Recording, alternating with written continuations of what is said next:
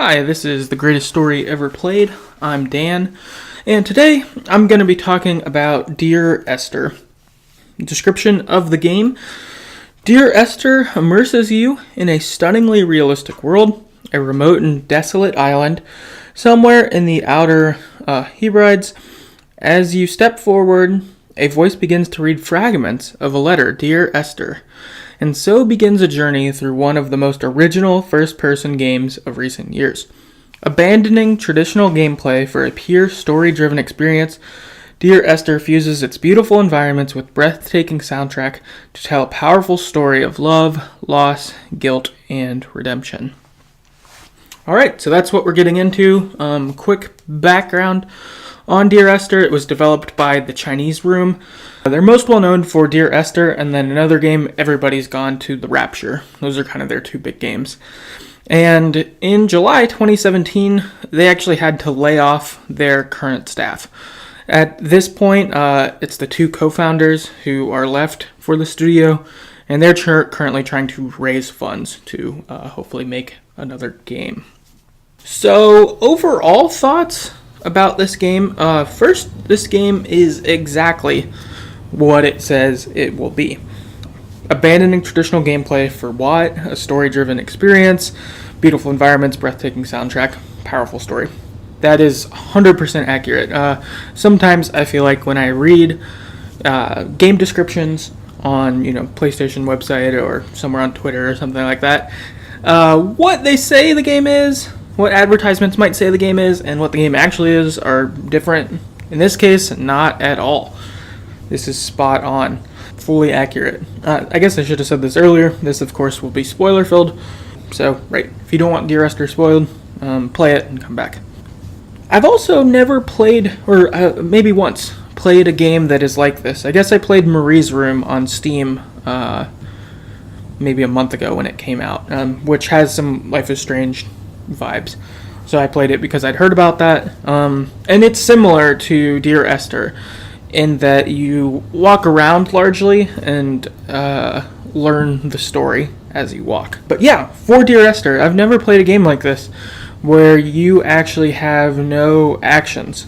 The character that you are, that you walk around, you can't pick up things or do anything like that. You can actually only walk. You can walk places, and as you enter new locations, then, as it said, then you get more of the story, and then you get more of Dear Esther, here's a little more of the story, here's a little more letters, kind of thing.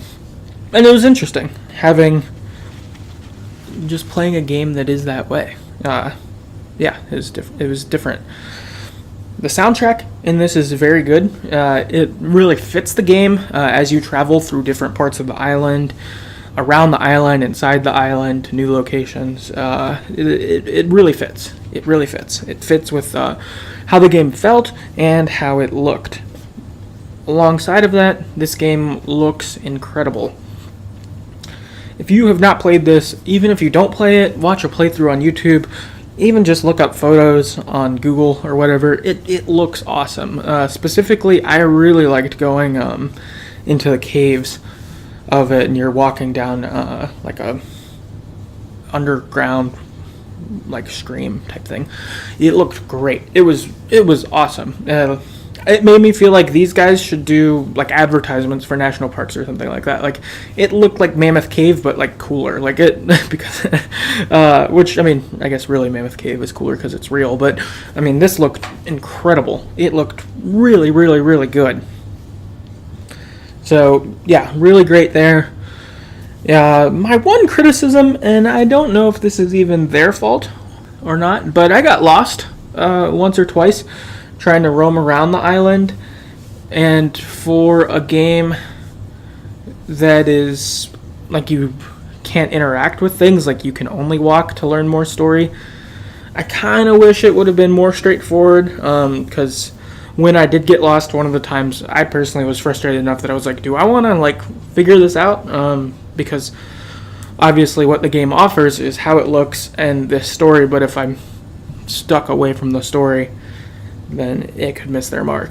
That said, I could have totally been stupid and gotten lost on my own. So If that's a common problem, then maybe Dear Esther should have done something different. If it's more of a me problem, well, then I'm dumb, and Dear Esther doesn't have to deal with me.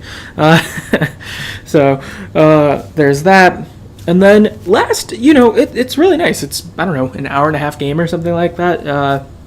It was great. When I played it, I just played it all in one sitting. Sat down, got to enjoy all of the scenery and learn this story. It was great. It's awesome. And when I bought it, I got it on a PlayStation Flash sale maybe a month or two ago, and I got it for $2.99. So if you're on the fence about this, but it sounds like something you could be into, it's definitely worth $2.99. Just this experience, a one-time experience on that. I mean, even if you never even went back. I might go back again, though. I specifically want to go in the cave again. I thought that looked pretty great, but overall, the game is very much so what it said, just regarding really just walking around. No gameplay elements of interacting, like you couldn't pull out things or anything like that. But it looks amazing. It sounds good. It's an enjoyable experience, for sure. I think that kind of covers all my thoughts around the game. So now for the story itself. You play as the narrator, and so he's walking around the island, and as he interacts with different parts, we get different pieces of letters that he's sent to Esther that inform us more on the story. And in playing as him, because you don't have gameplay action, it almost feels like you're a drone. Like if you were a drone traveling this island, that's what it feels like, because you can't, push things or jump or like go off path necessarily. It's kind of it's like that. So we've got the narrator though, and the narrator was married to Esther. However, Esther died in a car accident. As we explore the island and learn more of the story, we find out that there was a guy named Paul who was driving the other car that hit and killed Esther. We find out that he was drinking, however, he was not drunk or above the legal limit. So there's obviously some turmoil, some angst for the narrator, as you would expect. As we explore the island more, we find out that Paul has since died after the accident as well. We're not sure what that was about, if he died from guilt, or if he killed himself, or if he died of natural causes. It's not clear, or it wasn't to me at least. So he dies. We also learn about two other characters. We learn about Donnelly, who is a writer who was a friend of the narrator and Esther. And then we also learn about Jacobson, who was a shepherd who used to live on the island, but has since died as well. And so as we go through traveling, we hear about how Donnelly was involved in Esther and the narrator's life. We learn about how they'd visited the island where Jacobson was, and now the narrator is at this point. So we see that. We learn more of the environment as it goes, and as we go, we see a bunch of notes that are made into paper boats, and these actually are the letters that the narrator has been sending, and they're all in a pile in a place. And what this reminded me of is while you travel around the island, you see some wrecked boats on the side of the island, and those also looked really, really cool. It made me wish that you could go explore inside the boats, that kind of thing. I think that would have been really cool. I understand, of course, for the purpose of this game and what it set out to do. I get it, and that's cool. So we've got that. As the story ends, we find out everything about the story. It climaxes, and the narrator jumps off the side of a cliff, and when he jumps, then he turns into a bird, it seems. Your viewpoint at least switches, and then there are two other birds who fly out with you as well. I didn't catch this on my playthrough, but as I was reading through other commentary online, what people were saying was that Esther was actually pregnant, and so when she died in the car crash, her baby had died as well, And so with the 3 birds at the end, it's symbolic of the narrator and Esther and their baby being back together, which is nice. That's good. I wish I would have been smart enough to catch it in the moment, but I did like reading about it after the fact. So, yeah, that's kind of the game. Of course, this episode is way shorter than normal, but this game's an hour and a half, so, that's how it goes. Before we wrap up, though, I have a little bit of listener feedback from people about the game. First, we've got Christopher on Twitter, and he says, I think it's a masterpiece. Its unwillingness to compromise by including conventional gamey elements is really impressive. But what does it for me is the sheer artistry of the thing, starkly beautiful, psychological, and literary. I really like Christopher's assessment of this game. Spot on. I agree 100% that the Chinese are making Dear Esther. They said, this is the game we want to make. This is the story we want to tell. It's going to look great. It's going to sound great. Our story is great. This is what we're doing, and we won't do anything else. Because people, when they experience our story, will feel good about it. When they are immersed in this world, they will feel good about it. And not miss, normal gameplay elements, like finding items or talking to people or fighting or something like that.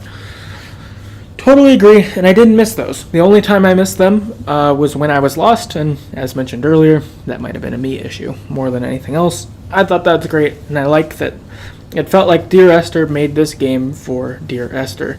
They didn't make it so that, every 14-year-old across America will want to buy it. They didn't make it so that critics would only like it. They didn't make it so blah, blah, blah. They made it because this is what they wanted to make. That's the vibe I really got. And I like they got to do it. And then, also, the artistry is high, very high. Looks great. Story was great. It was intriguing, and a unique way to tell a story. Likewise, I don't know that I've played a game where, except for Marie's Room, where you get pieces of information bit by bit along the way to put together this large story. Usually the story is more clear and you experience it together. Instead of here, it was like being a detective, learning it almost, or like a passive detective. Really unique. Maltese Falcon on Twitter says, I think it's a great interactive story, like What Remains of Edith Finch. Amazing. So again, good praise for the game. And I think, it's very much so. Yeah, a good interactive story. It's enjoyable. I haven't played What Remains of Edith Finch yet, personally, but I know people talk about it a lot. When I look at games that seem like games I would like, Edith Finch is always on the list. And so I definitely want to get around to playing that at some point, for sure. And then last, Chris on Twitter says, visually, it blew me away. One of the best looking games I've ever played on Xbox One. The story was intriguing too. I just wish there was a little more to it. And that's fair.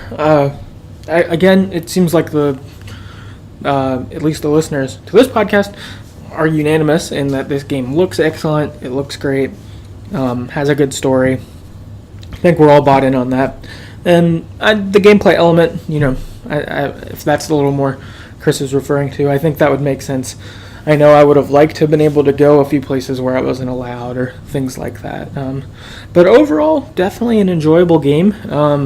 Put it on your wish list and wait for it to go on sale if you haven't played it. Because for $2.99, that's totally worth it. You could go to the movies for $8 or $10 and have an hour and a half experience as well. But this one will probably look nicer in a lot of ways because this game really is stunning looking. So, I guess that kind of wraps up a quick one for Dear Esther, being a short game, so a little short talk about it, but wanted to give that to you guys. So, in the meantime, if you have any other thoughts on games that you'd like to hear us talk about, or other thoughts on upcoming games, let us know. Email us at TheGreatestStoryEverPlayed@gmail.com. Go find us on Facebook at facebook.com/TheGreatestStoryEverPlayed, or tweet us on Twitter at StoryEverPod. We're most active on Twitter. I engage there a lot with people. Definitely come talk to us. And yeah, if you like the podcast too, please rate and review it on iTunes. Let your friends know about it. We'd just love to have more people enjoy these awesome stories together with us. So, yeah, we'll see you next time.